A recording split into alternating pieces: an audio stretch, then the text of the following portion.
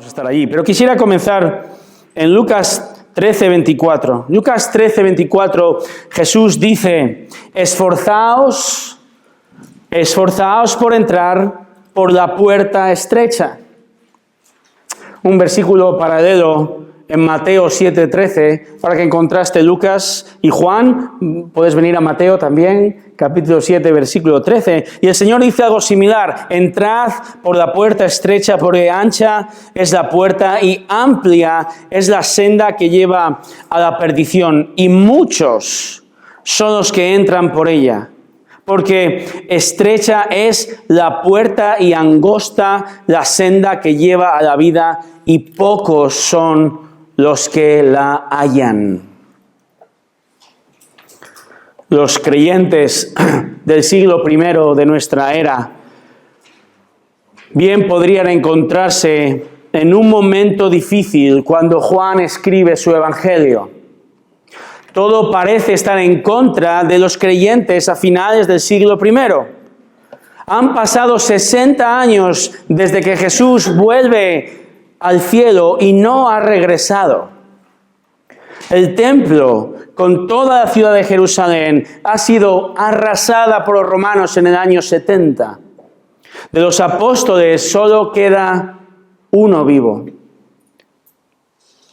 El emperador Nerón ha martirizado a Pedro, a Pablo en los años 60. Ha culpado a los cristianos del gran incendio de Roma en el año 64. Los ha perseguido, los ha capturado, les ha puesto pieles de bestias para que los perros maten a los cristianos a dentelladas. Otros han sido crucificados, otros han servido como antorchas humanas para alumbrar las calles de Roma. Con el emperador ya Domiciano en los años 80, mientras escribe este evangelio, la cosa no va a mejor. Domiciano acusa a los cristianos de ateísmo, les acusa de ser ateos porque adoraban a un Dios invisible. Ejecuta a los creyentes y finalmente destierra al único apóstol vivo, Juan, a la isla de Patmos, donde escribirá el Apocalipsis. Es en los años 80 cuando Juan escribe este evangelio, y en medio de este turbulento contexto, y escribe, como hemos visto, capítulo 20, versículo 30, para que los no creyentes crean que Jesús es el Cristo, el Hijo de Dios, Dios mismo. Pero Juan también va a recordar a los creyentes que el mundo les odia, el mundo odia a los seguidores de Jesús porque ha odiado a Jesús. Pero los creyentes debemos perseverar por esa puerta y ese camino estrecho y difícil, porque ese es el camino que lleva a la salvación. Ni Jesús, ni los escritores del Nuevo Testamento, ni ningún pastor fiel va a decirte jamás que el cristianismo implica una vida de color de rosa, fácil, sino todo lo contrario. Y la pregunta para nosotros esta noche es: estamos dispuestos a pagar el precio por seguir a Jesús? ¿Sabes? No estás ni estoy siendo perseguido de la manera que acabamos de ver como nuestros hermanos del primer siglo. Probablemente no sufrimos así, pero el llamado para nosotros hoy es el mismo. Y he de preguntar: ¿vas a perseverar por el camino angosto, difícil, a pesar de las dificultades? Esto es lo que Juan quiere dejar claro al escribir las últimas palabras de su evangelio.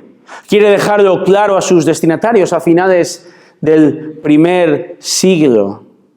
Pero también para que en el poder del Espíritu Santo nos quede claro a ti y a mí, en pleno siglo XXI, ¿vamos a perseverar siguiendo a Cristo? Así, en este texto que tenemos delante, Juan capítulo 21, versículos 15 al 25, En este texto vamos a ver en esta tarde cuatro llamados a perseverar en seguir a Jesús a pesar de las dificultades que esto conlleva. Persevera siguiendo a Jesús aunque no sea fácil. El primer llamado es el siguiente, versículos 15 al 17. Sigue a Jesús a pesar de otros amores. A pesar de otros amores. ¿A qué nos referimos con esto? Bueno, vamos a leer los versículos 15 a 17 y observa conmigo cómo aparece la palabra amar o querer en estos tres versículos. Versículo 15. Entonces, cuando habían acabado de desayunar, Jesús dijo a Simón Pedro: Simón, hijo de Juan, ¿me amas más que estos? Pedro dijo: sí, Señor, tú sabes que te quiero. Jesús le dijo: apacienta mis corderos. Y volvió a decirle por segunda vez: Simón, hijo de Juan, ¿me amas? Pedro dijo: sí, Señor, tú sabes que te quiero. Jesús le dijo: pastorea mis ovejas. Le dijo por tercera vez: Simón, hijo de Juan, ¿me quieres? Pedro se entristeció porque la tercera vez le dijo: ¿me quieres? Y le respondió: Señor, tú lo sabes todo, tú sabes que te quiero. Jesús le dijo: apacienta mis ovejas. ¿Has observado? 7 veces en estos 3 versículos aparece la palabra amar o querer. Y esta repetición nos tiene que decir algo, ¿verdad? Jesús pregunta 3 veces a Pedro si le ama. Pedro responde 3 veces: sí, te amo. Y la última vez dice el versículo 17 que Pedro se entristece. Ahora, hacemos memoria. Recuerda qué ocurrió unos días atrás con Pedro. Era de noche, Pedro está al fuego en el patio del sumo sacerdote en Jerusalén. En unos pocos minutos Pedro niega que conoce a Jesús. ¿Cuántas veces niega a Jesús? 3 veces. Jesús ahora le pregunta 3 veces si realmente le ama. Y Pedro sabe por qué. Porque Pedro ha tenido un affair. Ha tenido una aventura espiritual. O en palabras de Santiago 1, fue llevado y seducido por su propia pasión. La pasión de su amor por sí mismo, por su seguridad, por el temor a las consecuencias de ser seguidor de un Jesús que en ese momento, aquella noche, estaba siendo juzgado y condenado. Y esto le llevó a negar a Cristo, a pecar porque se amó más a sí mismo que a Cristo. Por eso en este lugar, en el norte ahora, en el mar de Galileas, en Tiberias, donde están, Pedro se asegura de la lealtad de Pedro. O más bien, quiere que Pedro se asegure de que él no tiene ni tendrá otros amores que no sean Cristo. Ni aun amor por sí mismo o amor por cualquier otra cosa. Por eso le pregunta en el versículo 15, ¿me amas más que estos? La clave para interpretar esta primera pregunta reside en saber a qué se refiere Jesús con estos. Podría referirse a si Pedro ama más a Jesús que a los otros discípulos, ¿verdad? Estos discípulos. O si Pedro ama más a Jesús que los discípulos aman más a Jesús. Personalmente no creo que Jesús quiera iniciar una batalla para saber quién ama más al Señor. Y aunque Pedro ciertamente se había ido de la lengua allá en Mateo 26, 33, diciendo: Señor, aunque todos se aparten, yo nunca me apartaré de ti. Creo que el Señor no está fomentando este sentir de: Pedro, ¿me amas tú más o Juan más? Realmente creo que cuando Jesús dice, versículo 15, ¿me amas más que estos? Jesús está con Pedro ante la barca, los aparejos de pesca que acaban de dejar. ¿Recordamos? Jesús está a punto de pedir a Pedro que pastoree que alimente su rebaño, a sus seguidores, a su iglesia que está a punto de fundar. Entonces Jesús está restaurando por un lado a Pedro y probando su lealtad. A un Pedro que va a ser piedra fundamental en los primeros años de la iglesia, como leemos en Hechos. Pedro, estoy hablando como un italiano, no sé por qué, Jesús dice, Pedro, ¿me amas más que tu modo de vida de pescador? Pedro, ¿me amas más hasta el punto de dejar definitivamente las redes? ¿Me amas más que tu seguridad? ¿Me amas más que tu sustento? ¿Me quieres más que aquello que llevas haciendo años, seguro? Entonces, sígueme al 100%. Continuamente, completamente, apacienta, pastorea, alimenta a mis discípulos con mis enseñanzas.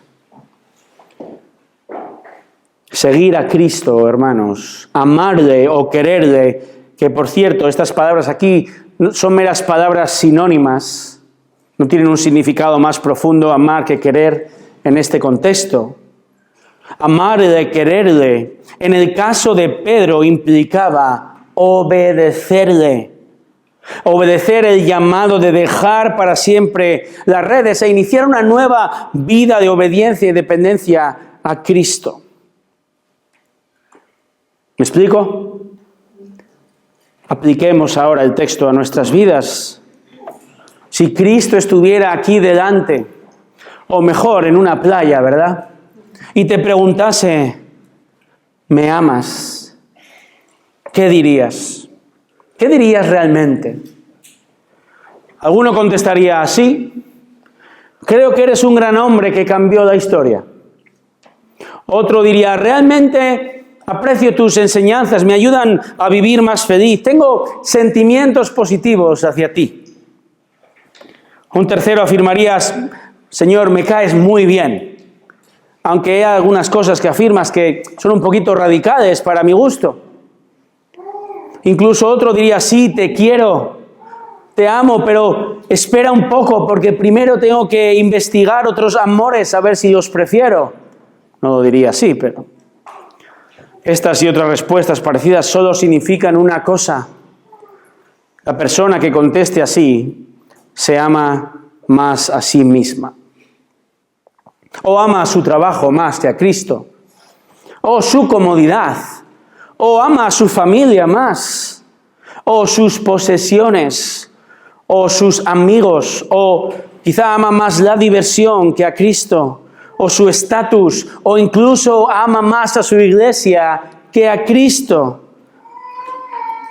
Y está demostrando que es un amador de sí mismo, que tiene otros amores que compiten con Cristo y que son más importantes que Jesús mismo. ¿Tienes otros amores más importantes en tu vida que Cristo Jesús? Hemos de arrepentirnos si es así. Juan Calvino dijo, el hombre es una fábrica perpetua de ídolos. Y dijo también lo siguiente, en sus instituciones, dijo, la mente humana, llena como está de orgullo e imprudencia, se atreve a imaginar un Dios según su propia capacidad, mientras avanza torpemente, abrumada con la mayor ignorancia, concibe una irrealidad y una apariencia vacía como Dios. Creamos nuestros propios ídolos, creamos nuestras propias pasiones, nuestros amores, y los seguimos, permitidme la expresión, cual borregos hacia el precipicio. Y Jesús no está dispuesto a competir con nadie. De hecho, permíteme que te diga, si tú hoy te caracterizas por tener otro amor mayor que Cristo, tu llamado no es a seguirle primeramente. Tu llamado ahora mismo es arrepiéntete de tus pecados y cree que Él y solo Él es el único que puede salvarte de andar por ese camino ancho que te lleva cuesta abajo y sin frenos a la perdición eterna. Para poder seguir a Cristo cada día, primero tienes que examinar tu corazón, entender, siendo honesto contigo mismo, de que realmente, ¿sabes qué, Señor? No quiero seguirte.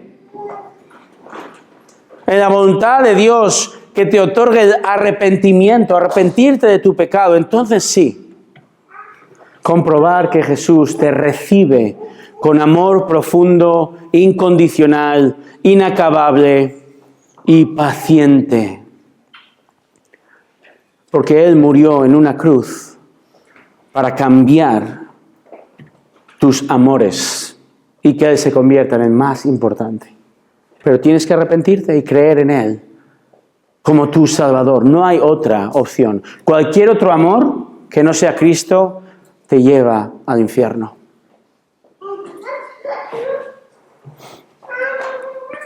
Jesús dice en Juan 14:15, si me amáis, guardaréis mis mandamientos.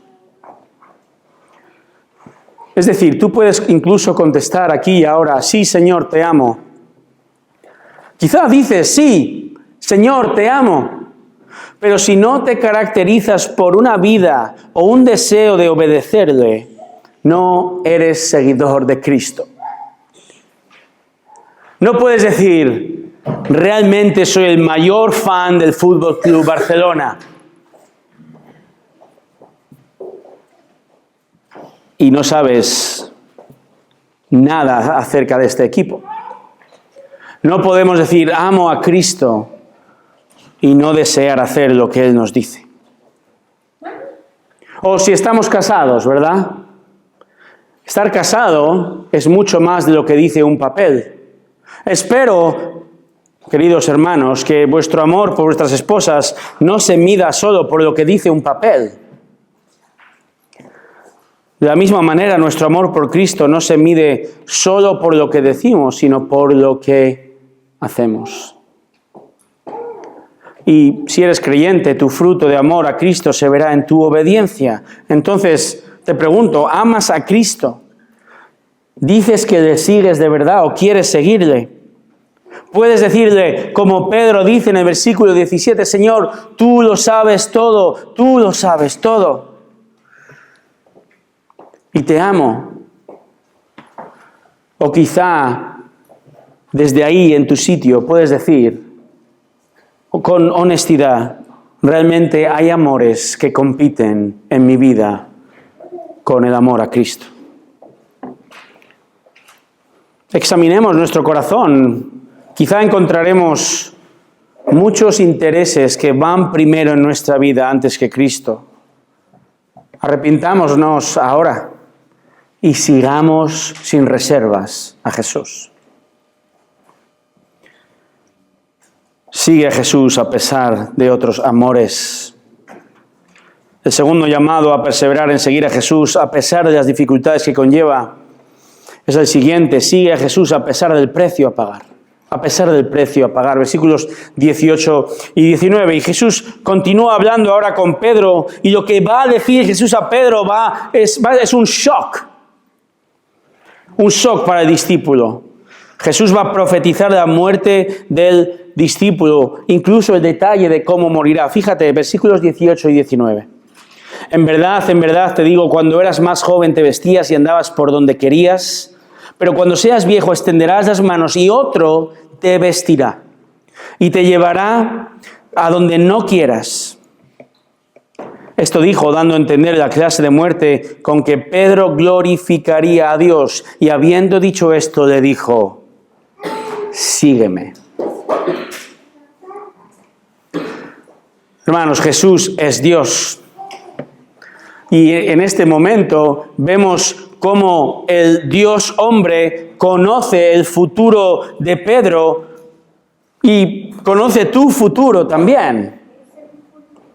Y le dice en el versículo 18 que cuando eras joven te vestías, andabas por donde querías, hacías lo que querías. Pero cuando seas viejo, dice, extenderás las manos y otro te vestirá.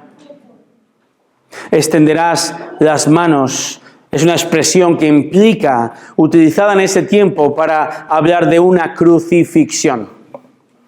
Este extender tenía lugar cuando el condenado era atado, ¿verdad?, en el travesaño de madera, obligado a llevar su cruz al lugar de la ejecución. Este madero se colocaba en el cuello y los hombros del prisionero, con los brazos atados para andar dirección a la muerte, como le ocurrió a Jesús unos pocos días antes, ¿verdad? Y la palabra de Dios no dice explícitamente cómo murió Pedro. Algunos dicen que fue crucificado boca abajo por Nerón en a finales del año 60, pero sí que el versículo 19 aclara que Jesús está hablando de su muerte, la muerte de Pedro.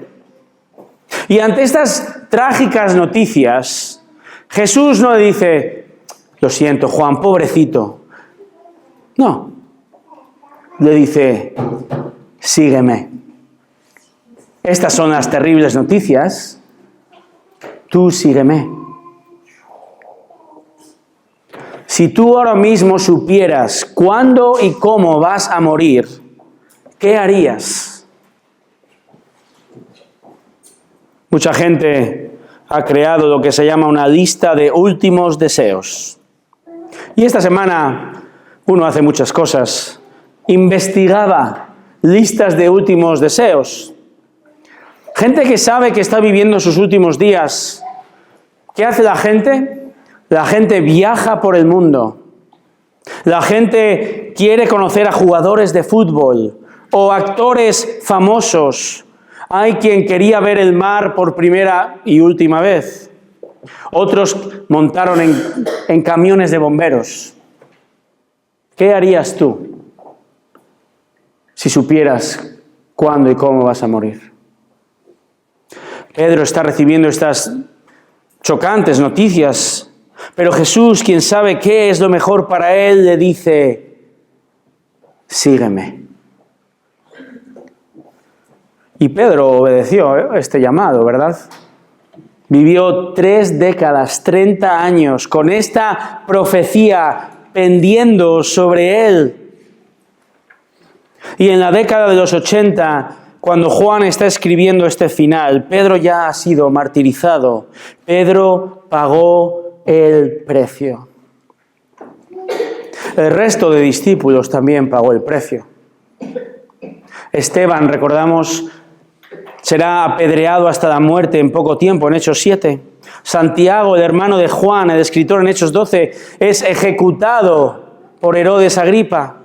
Y la historia de la iglesia nos dice que probablemente Andrés murió crucificado, Felipe probablemente lapidado, Natanael fue desollado vivo para ser decapitado, Tomás fue atravesado con lanzas, el apóstol Pablo probablemente decapitado por Nerón en Roma a mediados de los 60.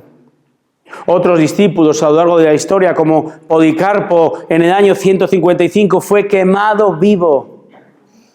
La creyente Perpetua fue arrojada a las fieras del circo romano en el año 203. William Tyndale fue estrangulado y quemado en la hoguera en 1536 por traducir la Biblia al inglés. Aquí en España, Juan Ponce de León fue capturado y quemado por ser protestante en 1572.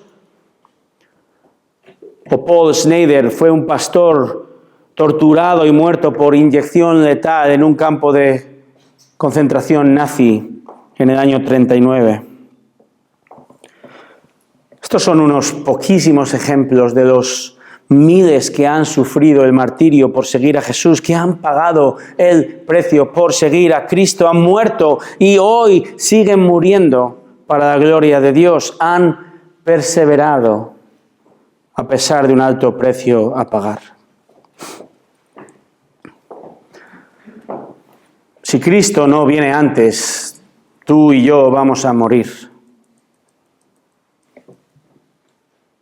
¿Cómo vas a pasar el resto de tu vida?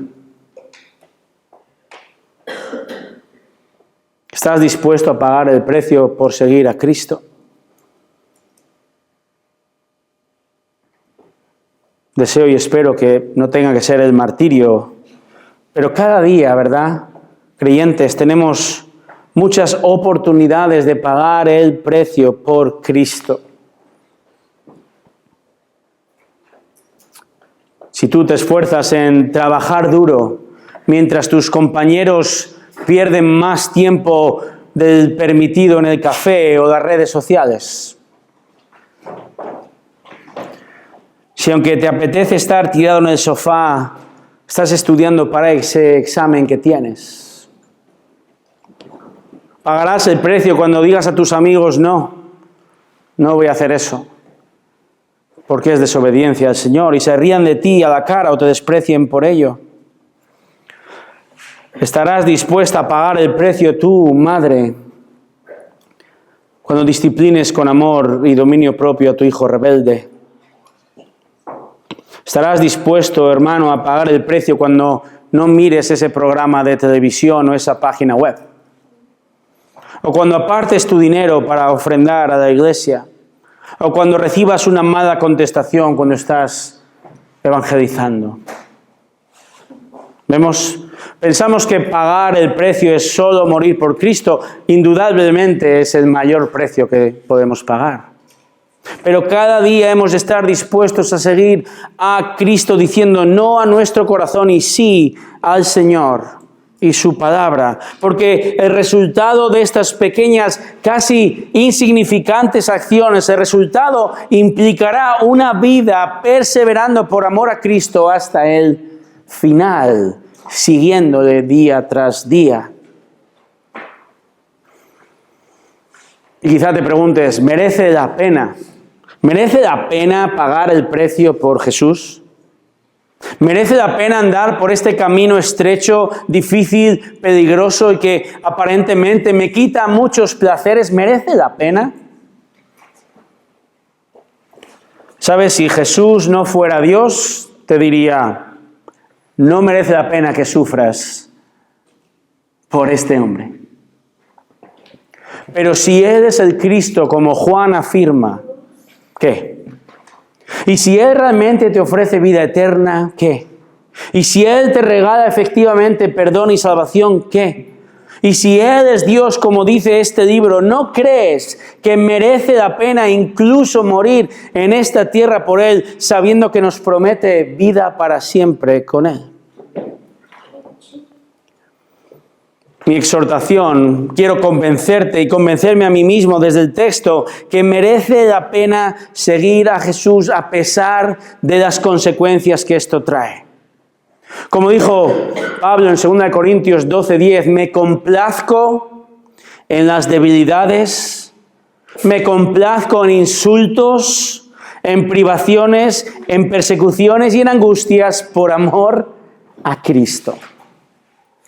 Porque seguir a Cristo es seguir al único Dios. Abramos los ojos, hermanos, y sigamos a Cristo. Persevera a pesar de las dificultades que esto conlleva. Número 3, sigue a Jesús a pesar de las distracciones. Sigue a Jesús a pesar de las distracciones. El texto ahora nos va a mostrar que esta conversación ha tenido lugar paseando por aquella playa del norte de Israel. Y en un momento, mira el versículo 20, Pedro, dice el texto, volviéndose, vio que le seguía el discípulo a quien Jesús amaba, el que en la cena se había recostado sobre el pecho de Jesús y había dicho, Señor, ¿quién es el que te va a entregar? Entonces Pedro, al verlo, dijo a Jesús, Señor, ¿y este qué? Recordemos, Pedro acaba de recibir un duro golpe acerca de su futuro y ahora, en un momento de la conversación, probablemente mira hacia atrás, observa al discípulo amado, que ya sabemos a estas alturas, espero que se trata de Juan mismo, nuestro escritor. Está detrás de ellos siguiéndoles. En esto Pedro pregunta a Jesús, ¿y este qué? ¿Y este qué? No sé el tono que dijo. Pero creo que significa algo así. Señor, acabas de profetizar mi futuro. No es muy alentador, no es muy halagüeño. Y de este de aquí atrás, ¿qué tienes que decir? El propio Juan no comenta la motivación de Pedro, no sabemos si estaba modesto, no sabemos si tenía cierta envidia, aunque el hecho de que Juan especifica que se trata de aquel que en aquella cena, unos capítulos atrás, dice, se había recostado sobre el pecho de Jesús y había dicho, Señor, ¿quién es el que te va a entregar? Capítulo 13. Quizá esta sea una pista que nos da a entender que Juan había tenido momentos de gran confianza e intimidad con Jesús. Y ahora Pedro, sabiendo esta relación, tiene curiosidad por el futuro de Juan. Y ahora Pedro va a recibir una respuesta que nos va a llevar a entender que no debía haber hecho la pregunta. Jesús le dijo, versículo 21, si yo quiero que Él se quede hasta que yo venga a ti, ¿qué? Tú sígueme. Traducción. Tú a lo tuyo, Pedro. Lo tuyo es seguirme a mí. No en preocuparte en lo que le pasa o no le pasa a Juan. Hermanos, el Señor es soberano sobre la vida de sus discípulos. Dios controla y dirige a sus hijos, a nosotros, ¿verdad? Y en este caso Jesús le dice a Juan que si Él decidiese hipotéticamente que Juan iba a seguir vivo 10, 30, 2000 años más hasta que Cristo volviese de nuevo, ¿quién era Pedro para intentar pasar un segundo en dilucidar la voluntad de Dios con Juan? Cuando pasamos momentos difíciles, creo que podemos ser tentados a mirar a este cristiano perfecto, ¿verdad? A ese hermano que parece que todo le va bien siempre. Todo parece que está en orden en su vida. Sus hijos son perfectos. La ropa que lleva es perfecta. El pelo siempre perfecto, engominado, ni un solo pelo para arriba. Parece que este hermano tiene todas las respuestas, siempre sonriendo. Y podemos ser tentados a hacer una pregunta como la de Pedro. Yo estoy pasando por esto, ¿y este qué? Qué fácil es compararnos con los demás, ¿verdad? Qué sencillo es distraernos con lo que otros hacen o no hacen. Si el Señor ha bendecido más a este o a aquel que a mí, ¿verdad? Hermanos, cuidémonos de compararnos con los demás y comencemos a buscar y a aceptar la voluntad personal de Dios para cada uno de nosotros. De hecho, Juan, sabemos que vivió hasta una edad muy avanzada. Escribió el libro de Apocalipsis allá por el año más o menos 95, 30 años después de la muerte de Pedro. ¿Significa esto que el Señor prefería más a Juan que a Pedro? No, esto significa que el Señor en su voluntad te da vida y da ministerio, el ministerio que Dios considera que es mejor para recibir toda la gloria. Pero qué fácil es distraernos fácilmente con preguntas innecesarias acerca de la voluntad de Dios y como resultado descuidamos hacer la voluntad divina que ya está revelada en la palabra. Hermanos, los planes de Dios varían. Los planes de Dios para nuestra vida varían de un cristiano a otro. Y no sabemos sus motivos, ¿verdad? Hoy comentaba en la clase de Jonathan, nuestro querido hermano Dani Corral. Hace unos años su esposa falleció de repente. Y él comentaba en la clase, ¿verdad? No puedo pensar el por qué, sino confiar en la voluntad del Señor a pesar del sufrimiento. Los planes de Dios para cada uno de nosotros son diferentes. Y en el caso de Pedro, Pedro debe de comprometerse con lo que Dios tiene para él y cumplir con su ministerio. No tiene que cumplir el ministerio de otro. Tú sígueme a mí, dice Jesús a Pedro. Le dijo eso a Juan, te dice eso a ti y me lo dice a mí.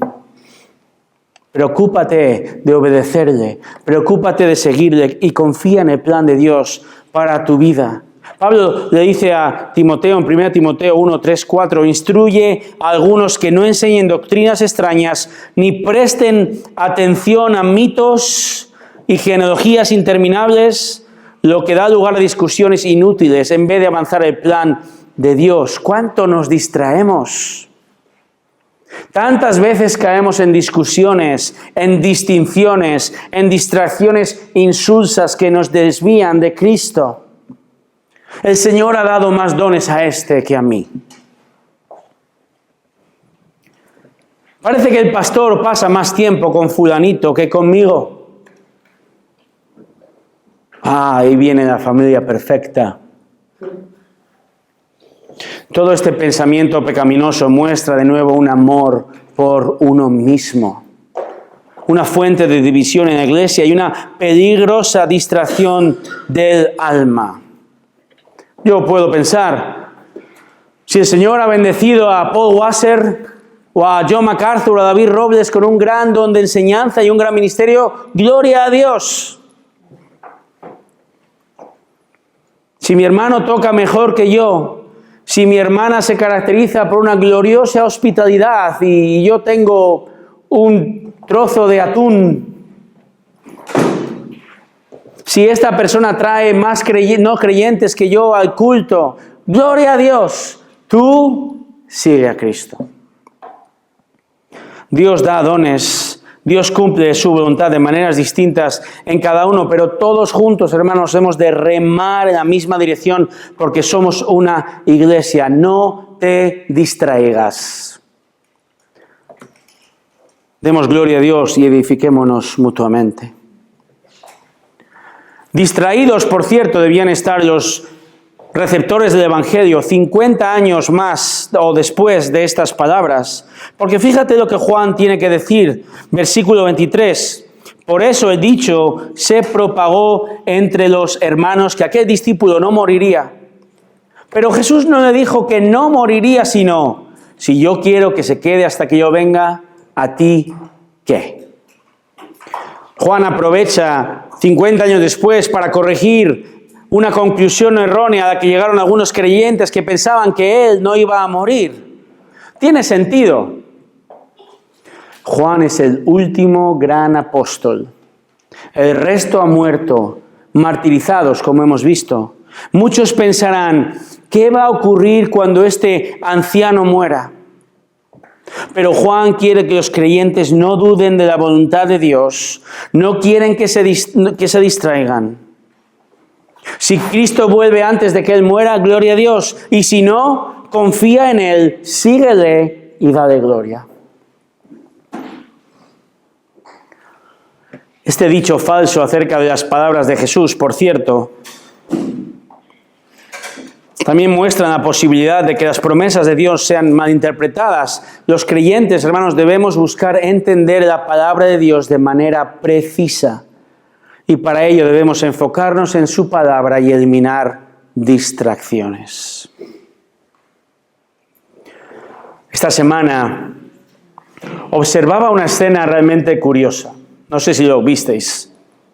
Ocurrió en el Parlamento del país de Hungría.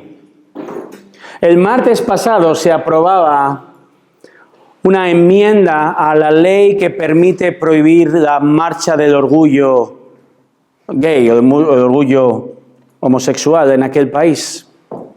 Mientras ocurría esta ley que prohibía estas marchas, miembros del Partido Progresista encendieron bengalas de humo tóxico dentro del hemiciclo para intentar impedir esta votación.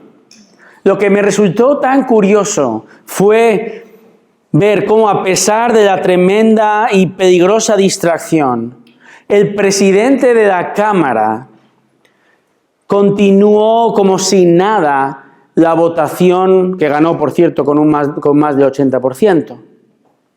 Los políticos en Hungría tenían una misión: proteger a los menores y a la sociedad húngara de la doctrina pecaminosa y satánica de la homosexualidad. Y nada ni nadie se iba a distraer de su misión. Qué envidia de políticos, por cierto. Hermanos, nosotros tampoco seamos distraídos de nuestra misión de seguir a Cristo. Pon tus ojos en Cristo, obedécele, lee su palabra, ama a su iglesia, sírvele y síguele cada día. El último llamado a perseverar en seguir a Jesús a pesar de las dificultades que conlleva, lo encontramos en los 2 últimos versículos del Evangelio. Sigue a Jesús a pesar de otras verdades. Juan termina este glorioso Evangelio con 2 versículos más. Versículo 24.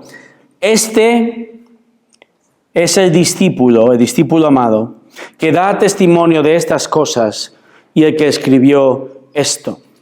Y sabemos que su testimonio es verdadero. Y hay también muchas otras cosas que Jesús hizo de sí, que si se escribieran en detalle, pienso que ni aún el mundo mismo podría contener los libros que se escribirían. Terminamos el Evangelio, hermanos, 3 años después. Alguno dice, por fin. Juan ha dado testimonio durante 21 capítulos. Juan estuvo allí 3 años. Juan ha contemplado el Verbo, la palabra eterna encarnada, Dios mismo. Juan ha contemplado la gloria de Jesucristo, el Cordero de Dios que quita el pecado del mundo. Juan ha sido testigo de muchos milagros, señales como el agua en vino que narra en el capítulo 2. Juan ha dado testimonio de la conversación nocturna entre Jesús y un fariseo llamado Nicodemo en el capítulo 3, al que le dijo que para ser salvo hay que nacer de nuevo y solo es por obra del Espíritu Santo. Solo puede ser la obra de Dios en que la samaritana del capítulo 4 pasase de buscar su satisfacción y su felicidad con 5 maridos a creer en Cristo y proclamarle. Y Juan fue testigo de ello, lo ha escrito. Juan también ha sido testigo de que a pesar de ser uno con Dios, Jesús, capítulo 5, dijo que vino sometido a Dios Padre para hacer su tarea encomendada. Juan ha dado testimonio en el capítulo 6 de que a pesar de muchos milagros, muchos discípulos resultaron ser falsos y abandonaron al Señor. Juan ha sido testigo de las palabras de Jesús: yo soy el pan de vida, yo soy la luz del mundo, yo soy la puerta de las ovejas, yo soy el buen pastor, yo soy la resurrección y la vida, yo soy el camino, la verdad y la vida, yo soy la vid verdadera. Muchas cosas pasaron en esos 3 años, ¿verdad? ¡Qué intensidad! Horas y horas de enseñanza y experiencias gloriosas de Juan con los otros 11 y el Señor Jesucristo. Pero de todas ellas, Juan dice algo: he seleccionado unas pocas de entre muchas. Os dejo 21 capítulos. No había capítulos en esa época, pero permitidme el anacronismo. 21 capítulos para que creamos que Cristo es el único y suficiente Salvador. Y Juan dice: este testimonio que os he dejado aquí es verdadero. Verdadero. No es porque lo vio, sino porque Juan, movido por el Espíritu Santo, seleccionó para escribir la verdad precisa, el Evangelio de verdad. Y así hoy podemos decir sin ninguna duda, hermanos, que este libro que tenemos delante es verdad. Y allí fuera hay muchas verdades, entre comillas. Muchas verdades que compiten contra esta verdad. Allí fuera y aquí en nuestra cabeza se está desatando cada día una batalla feroz y constante por nuestra alma que puede hacernos dudar y puede hacernos desviar de seguir a Cristo y seguir otras luces brillantes, otros amores, otras verdades. A veces se llama aceptación. Otros lo llaman éxito profesional, otros lo llaman religión, otros lo llaman tolerancia, otros dinero o poder, y todo ello son mentiras que llevan a la perdición. Iglesia, solo este libro apunta a la verdad de quién es Dios, qué ha hecho, qué es lo que el hombre hizo, su criatura, y qué plan está llevando a cabo el Señor para rescatar del inmenso poder del pecado. Este evangelio, este libro apunta a Cristo y su verdad. Y Dios nos lo ha dado. Este es el libro de Dios. Y nos lo ha dado para que creas en Él. Para que sigas a Cristo día tras día. Cueste lo que cueste. No caigas en la trampa, por favor. Joven o mayor, no caigas en la trampa. No cedas al camino ancho, al camino fácil, al camino que el resto está siguiendo. Sigue a Cristo. En el famoso libro de Juan, otro Juan, o John Bunyan, no sé si habéis leído El progreso del peregrino. En el capítulo 2, John Bunyan narra cómo Cristiano, el protagonista, llega a la puerta estrecha y llama con urgencia. El guardián, llamado Buena Voluntad, le pregunta, ¿quién es? ¿Qué buscas? Y Cristiano responde, vengo de la ciudad de destrucción, anhelo entrar por esta puerta estrecha para salvar mi alma. Buena Voluntad le abre la puerta rápidamente, lo hace rápidamente y le explica, cuidado, Beelzebú dispara flechas a quien intenta cruzar para hacerte retroceder.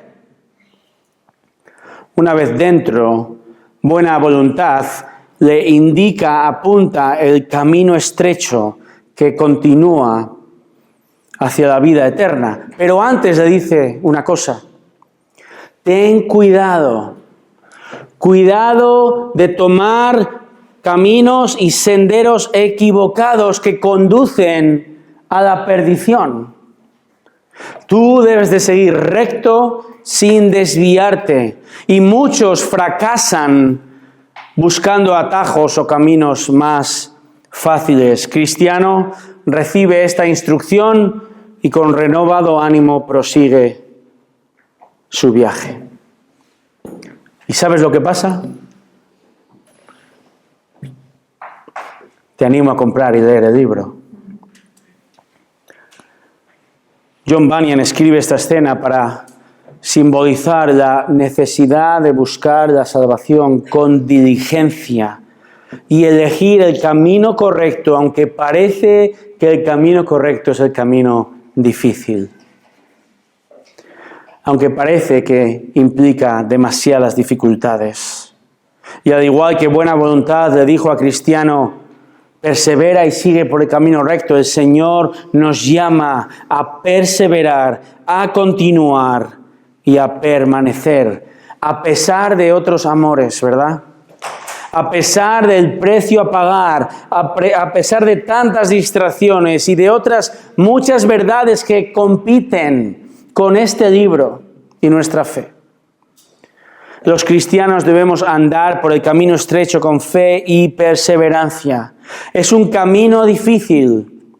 Hay 1000 distracciones. Hay millones de promesas de momentos más fáciles, de placeres mayores y de felicidad sin límite, que son engaños A lo largo de tu vida te vas a encontrar y a enfrentar a tentaciones y oposición, pero solo la fidelidad a Cristo te conducirá a la meta final.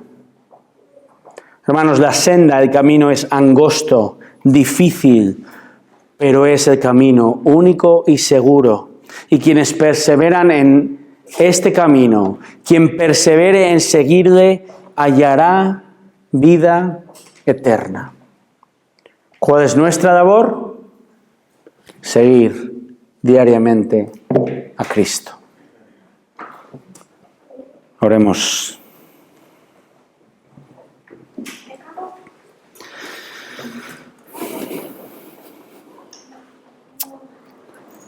Señor, somos tan débiles y nos distraemos con tanta facilidad y somos tan infieles que nos cuesta concebir cómo es posible que tú nos hayas amado. ¿Cómo es posible, Padre, que nos hayas adoptado como hijos cuando éramos tus enemigos? Y si no fuera porque tú has cambiado nuestro corazón, seguiríamos siendo enemigos. ¿Cómo es posible que cuando queríamos permanecer y continuar por el camino ancho que todo el mundo sigue, el camino que parece fácil y que promete felicidad y gozo y placer y muchas posesiones quizá, y tantas luces brillantes pero falsas? ¿Cómo es posible que ahora un grupo de nosotros estemos dispuestos a tomar la cruz, a pagar el precio y seguirte? Solo es posible gracias a ti. Y al mismo tiempo, Señor, tú nos llamas a perseverar siguiéndote cada día. Señor, vamos a salir de aquí y vamos a enfrentarnos a miles y miles de decisiones en esta semana. Oh Señor, protege nuestro corazón. Ayúdanos a pensar piadosamente, bíblicamente. ¿Qué voy a decir? ¿Qué voy a pensar? ¿Qué voy a hacer y no hacer? Señor, ayúdame a seguirte, ayúdame a tomar las decisiones que te den a ti la gloria. Oh Señor, y aún sabiendo que no vamos a dar la talla, pero ayúdanos a esforzarnos y ayúdanos a perseverar en arrepentirnos cuando nos desviamos. Oh Señor, si hay personas aquí desviadas del camino, creyentes que están siguiendo un camino fácil, que no están dispuestos a pagar el precio, oh Señor, ayúdales a que reconozcan su error, den media vuelta y sigan a Cristo. Y aquella persona aquí que realmente no te conoce, que no ha dado su vida por ti, oh Señor, abre sus ojos para entender que merece la pena seguirte, aunque esto cueste incluso sufrimiento. Solo tú eres digno de recibir todo el honor y la gloria, y a ti te la damos en el nombre de Jesús. Amén.